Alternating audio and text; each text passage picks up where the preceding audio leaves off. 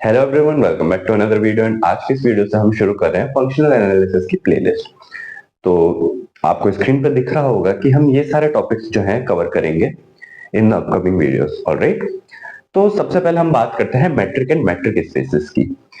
तो let X be a set, a mapping D X cross X to R is called metric और a distance function if for all x y z belongs to x। अब देखिए, हम matric जो है एक mapping define कर रहे हैं कहां से, x क्रॉस x। यानी कि मान लीजिए कोई सेट हमने लिया एंड उसका जो कार्टेशियन प्रोडक्ट हम उसी के सेट के साथ ले रहे हैं। यानी कि हमारे पास इनपुट में जो जाएंगे वो दो एलिमेंट्स जाएंगे, एक ऑर्डर्ड पेयर जाएगा। ऑलराइट, जैसे कि dx, y जो कि चारों प्रॉपर्टीज को सेटिस्फाई करेगा उसको हम मैट्रिक कहेंगे। एंड ऑर्डर पेयर जा रहा है, ये जो नाम है मैट्रिक उसका मतलब ही डिस्टेंस है। तो डिस्टेंस फंक्शन क्या है, देखिए डिस्टेंस जब भी हम फाइंड आउट करेंगे हमें दो पॉइंट्स की जरूरत है, इसीलिए हमने यहाँ पर कार्टेशियन प्रोडक्ट लिया है, इसीलिए हम यहाँ पर ऑर्डर पेयर यूज कर रहे हैं। आप ऐसा नहीं कह सकते कि ये जो मार्कर है 10 किलोमीटर दूर है, पर किससे 10 किलोमीटर दूर है या 10 मीटर दूर है, किससे दूर है। आपको कोई और पॉइंट भी चाहिए जिसके लिए आप कह सकते हैं कि हम अगर मान लीजिए दो पॉइंट्स ले, तब हम कह सकते हैं कि ये डस्टर एंड मार्कर के बीच का डिस्टेंस 10 सेंटीमीटर है या 15 सेंटीमीटर है। तो उसके लिए हमें दो पॉइंट्स चाहिए, इसलिए ऑर्डर पेयर लिया सबसे पहले। एंड चारों प्रॉपर्टीज क्या है, जो रियल लाइफ में हमें किसी डिस्टेंस की प्रॉपर्टीज दिखती हैं उन्हीं को हमने मैथमेटिकल फॉर्म में लिखा है। ये देखते हैं कैसे। dx, y is greater than equal to 0, पहली प्रॉपर्टी कि जो डिस्टेंस होगा हमेशा पॉजिटिव होगा, नॉन नेगेटिविटी। या तो पॉजिटिव हो सकता है या जीरो हो सकता है, इसलिए हमने पॉजिटिविटी प्रॉपर्टी नहीं लिखी। बिकॉज अगर पॉजिटिव लिखते तो जीरो ना नेगेटिव में अकाउंट होता है ना पॉजिटिव में, इसलिए हमने नॉन नेगेटिव लिखा कि जीरो भी हो सकता है, पॉजिटिव भी हो सकता है। नेक्स्ट है dxy is equal to 0 if and only if x is equal to y। किन्हीं दो पॉइंट्स के बीच में डिस्टेंस जीरो कब होगा, जब दोनों पॉइंट सेम ही जगह पर है। अगर मैं कहूं कि ये मार्कर एंड ये डस्टर एक ही पोजीशन पे है, तब ऑब्वियसली इनका डिस्टेंस जीरो है। अगर ये एक पोजीशन पे नहीं है तो ऑब्वियसली इनके बीच का डिस्टेंस एग्जिस्ट करेगा कुछ ना कुछ।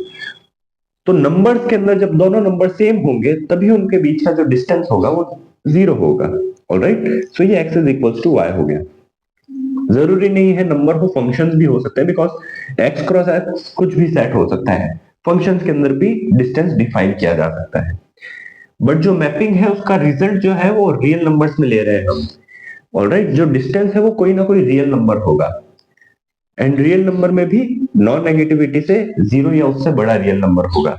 ऑलराइट, थर्ड प्रॉपर्टी है symmetry dxy is equal to dyx। अब सिमेट्री भी ऑब्वियस सी बात है, अगर मैं पॉइंट ए लूं एंड मैं पॉइंट बी लूं, तो अगर मैं ए से बी का डिस्टेंस कैलकुलेट करूं या फिर मैं बी से ए का डिस्टेंस कैलकुलेट करूं, बात एक ही है।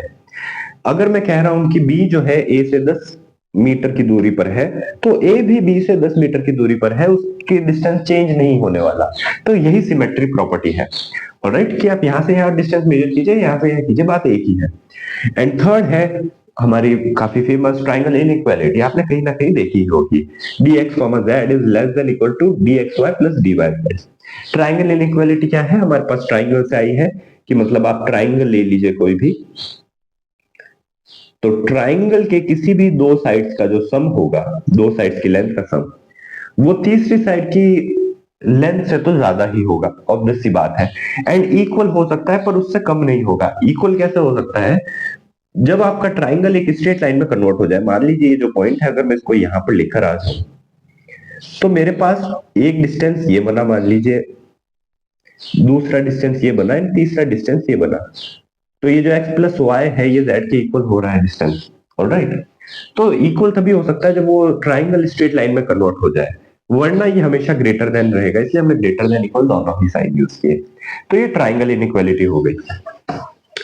अब मान लीजिए आपके पास कोई एक ऐसा फंक्शन है जो कि इन चार में से तीन प्रॉपर्टीज को तो बराबर सेटिस्फाई कर रहा है, लेकिन सेकंड प्रॉपर्टी में एक उसके पास कमी है। वो कमी ये, x is equals to y implies dxy equals to 0, but dxy equals to 0 not necessarily mean imply x equals to y। कहने का मतलब, अगर x equals to y है तो जरूर dxy equals to 0 होगा ही होगा। लेकिन अगर dxy इक्वल्स टू 0 है तो जरूरी नहीं x इक्वल्स टू y हो। तो दोनों का ही एक एग्जांपल भी ले लेते हैं, चलिए सिंपल सा। अगर मैं जो सेट ऑफ रियल नंबर्स है उसी की बात करूं, तो सेट ऑफ रियल नंबर्स पे जो रियल लाइन जो हमें मिलेगी, तो इसका कार्टेशियन प्रोडक्ट क्या होगा, हमारे पास जो कार्टेशियन प्रोडक्ट में दो रियल नंबर बनेंगे, यानी कि हमारे पास कोई एक रियल नंबर यहाँ पर है, कोई एक रियल नंबर यहाँ पर है, इनके बीच का डिस्टेंस हमें फाइंड आउट करना है। तो उसके लिए जो एक मैपिंग हो सकती है वो हमारे पास dx, y is equal to हम ले सकते हैं mod of x minus Y. देखते हैं चारों प्रॉपर्टी सेटिस्फाई करेगा कि नहीं करेगा। देखिए फर्स्ट जो प्रॉपर्टी है dx y greater than equal to 0 mod है, तो मॉड फंक्शन है ऑब्वियसली सेटिस्फाई करेगा। dxy equals to 0 if and only if x equals to y, अब ये करेगा कि नहीं करेगा। अब सिंस ये मॉड है, मॉड फंक्शन है, तो मॉड फंक्शन है तो अगर हम mod x minus Y equals to 0 लें, तो mod x minus Y equals to 0 तभी हो सकता है when x minus Y equals to 0 हो। एंड अगर ये है तो x is equals to y हमें मिल जाएगा। Alright, x is equals to y हमें मिल गया if and only if, and ये यहाँ पर if and only if condition होती है मॉड के लिए। Alright, if and only if x minus Y equals to 0, तब ये 0 हो सकता है। नाउ नेक्स्ट जो प्रॉपर्टी है dxy is equal to dyx, अगर मैं यहां से माइनस कॉमन ले लूं तो मुझे मिलेगा minus Y minus X. Mod है सो अगेन ये रिड्यूस हो जाएगा y minus X, and y minus X क्या हो गया dyx। dxy is equal to dyx मिल रहा है ऑब्वियसली, सो हमारे पास थर्ड प्रॉपर्टी भी सेटिस्फाई हो गई। एंड जो फोर्थ प्रॉपर्टी है अगेन x माइनस z लूं अगर मैं dx z, एंड प्लस माइनस y कर लूं तो x minus Y plus Y minus Z. Then mod की प्रॉपर्टी से हम जानते हैं, मॉड के अंदर की ट्राइंगल इनइक्वालिटीज हम सब ने पढ़ी है, is less than equal to dy minus Z, इस तरीके से हमें मिलेगा। सो ये थर्ड प्रॉपर्टी को भी सेटिस्फाई कर रहा है, फोर्थ प्रॉपर्टी को भी। सो ऑब्वियसली ये जो हमारा है ये मैट्रिक है, लेकिन एक अब एग्जांपल ले लेते हैं स्यूडो मैट्रिक का, जिसकी कि हमने बात की स्यूडो मैट्रिक, जिसे कि हम बोलते हैं सेमीमेट्रिक, सेमीमेट्रिक भी बोलते हैं। ऑलराइट, तो सेमीमेट्रिक का एग्जांपल क्या हो सकता है, अगर मैं यहां पर X square minus Y square ले लूं, तो ये मेरे पास जो मैट्रिक बनी है स्यूडो मैट्रिक है। First, third and fourth property as it is satisfy करेगा, बट सेकंड के अंदर देखिए क्या होगा।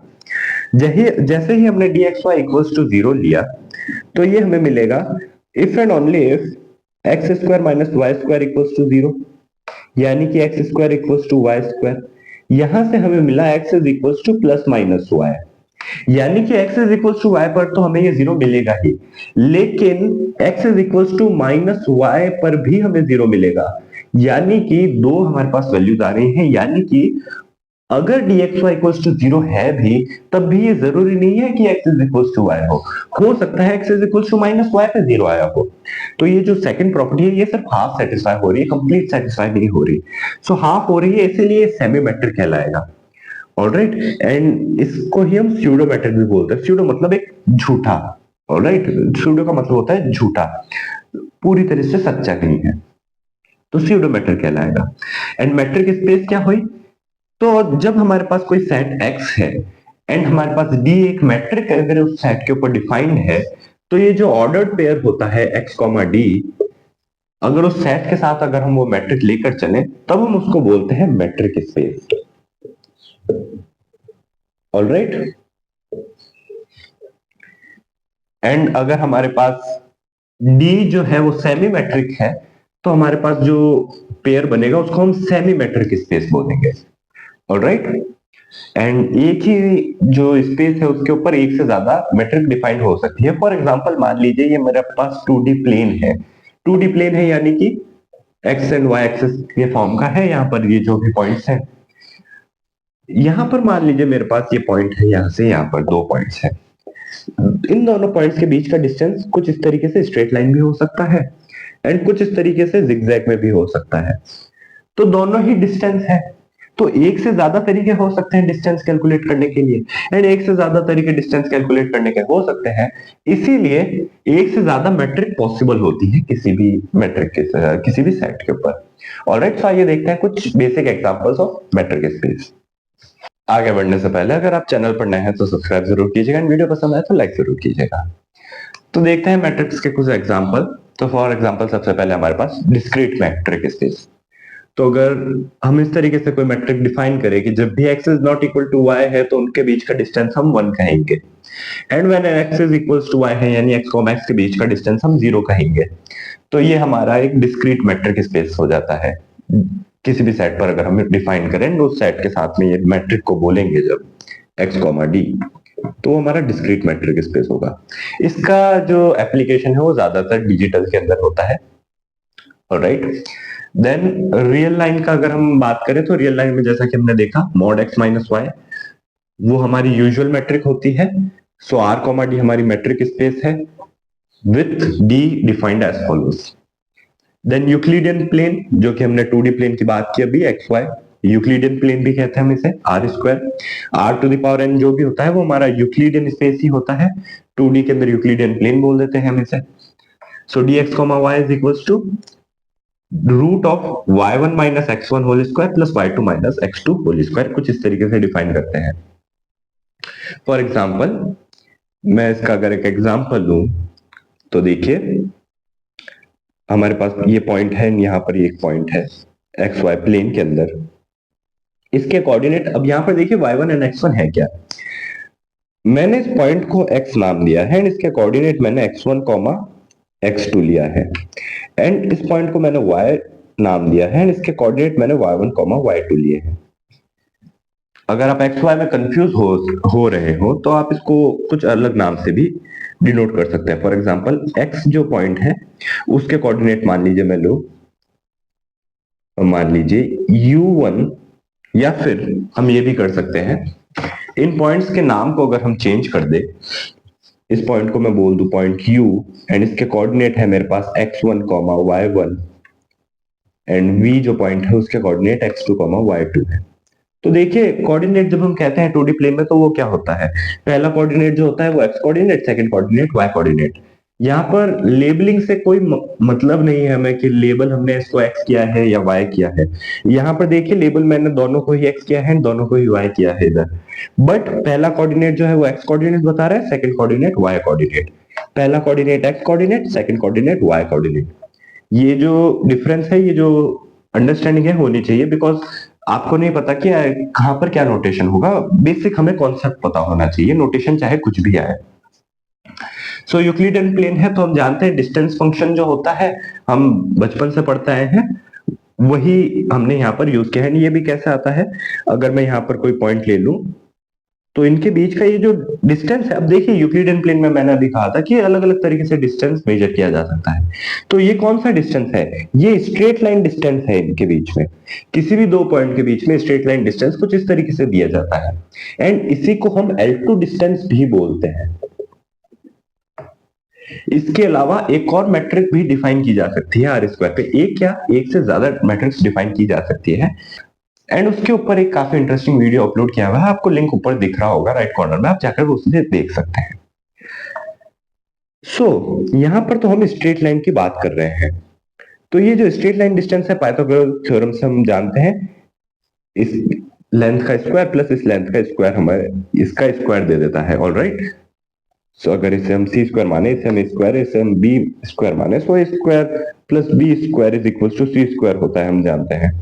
एंड पाइथागोरस थ्योरम से ही हम ये डिस्टेंस को निकालते हैं, इसलिए हम पाइथागोरस डिस्टेंस भी बोलते हैं।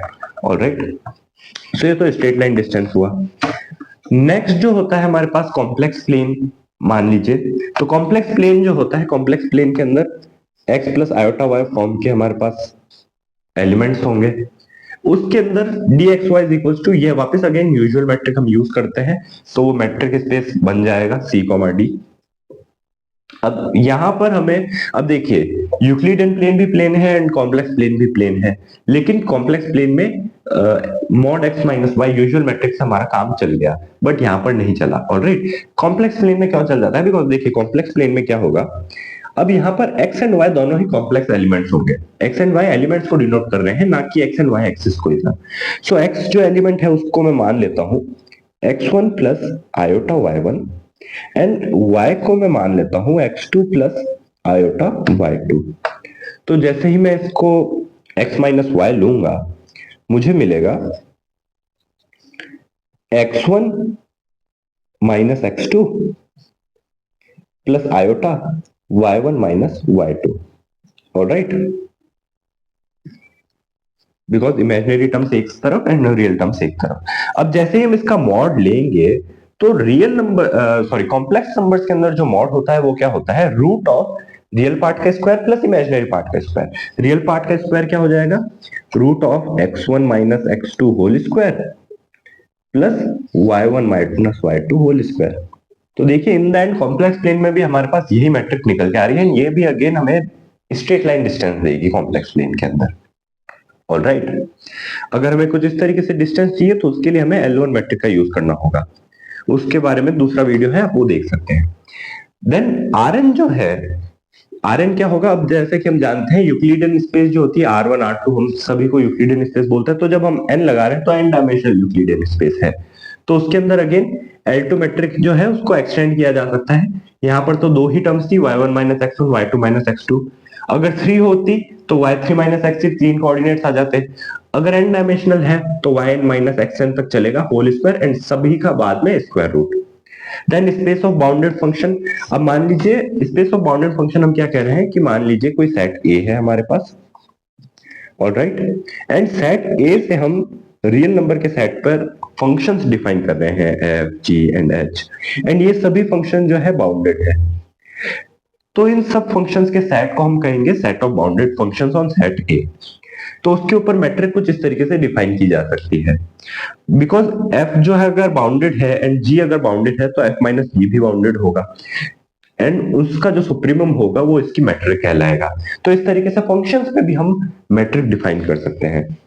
सिमिलरली जो सेट ऑफ कंटिन्यूअस फंक्शन होता है c a b, मान लीजिए a b हमारे पास कोई इंटरवल है एंड इस इंटरवल पे जितने भी फंक्शंस कंटिन्यूअस फंक्शंस है f, g, h, उन सब का सेट अगर हम ले तो ये सेट ऑफ कंटिन्यूअस फंक्शंस हो गया।